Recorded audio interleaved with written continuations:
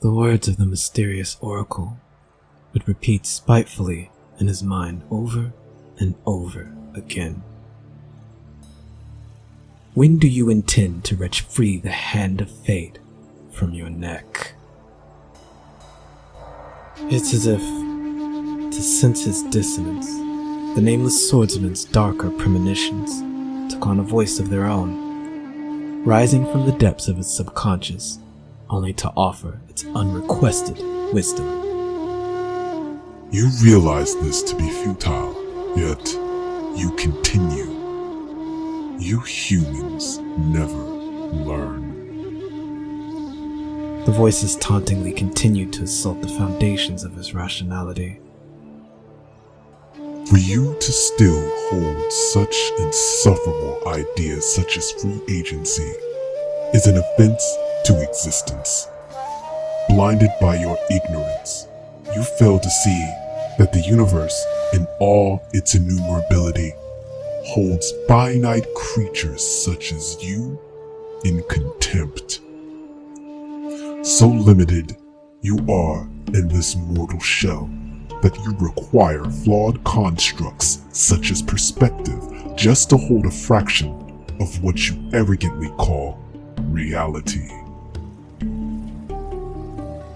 The weight of his failures came crashing down all at once, and the sinking heaviness in his chest threatened to bring him to his knees in the desert sand. In this first encounter, he was wounded, almost to the point of never being able to pick up a sword again, or so he thought. But after several weeks, he was able to be fit to travel again. However, the question of, was this worth it, had prompted him to visit the Oracle in the first place.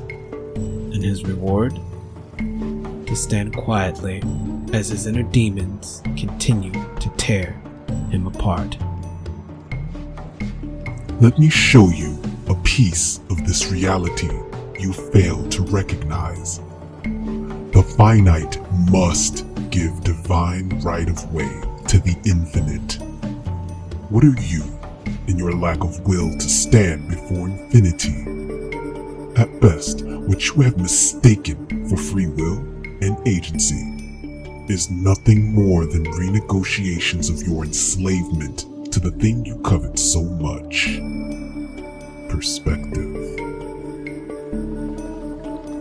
Lost in the abyss of his own mind, the rattling of his own sword shaking from him having at some point grabbed the hilt of his blade, it brought him to his senses. He glared wide at his weapon, animated by the spirit of wishing to both end the whispers of madness in his mind and his contemptible weakness. He almost withdrew it, but instead he hesitated. All was silent, save for the calming rustle of a breeze drifting up from the swirls of sand in the desert night. His eyes shifted from his weapon down to the desert floor, where he observed many tendrils of sand flowing in the wake of the wind. After these tendrils evaporated into nothingness, the waning moon seemed to look back down upon him as if in pity.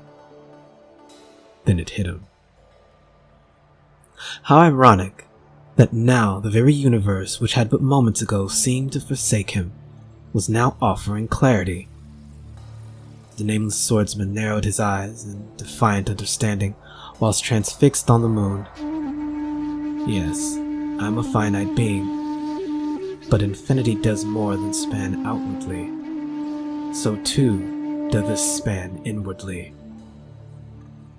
Quiet resolve consumed his visage, and the shadow of doubt began to dissipate.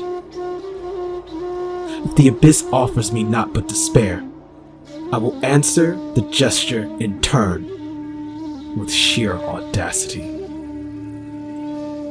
That would be the day he would remember as one of the most important lessons he would never forget about walking the path of the swordsman. That lesson is state of will is also state of mind.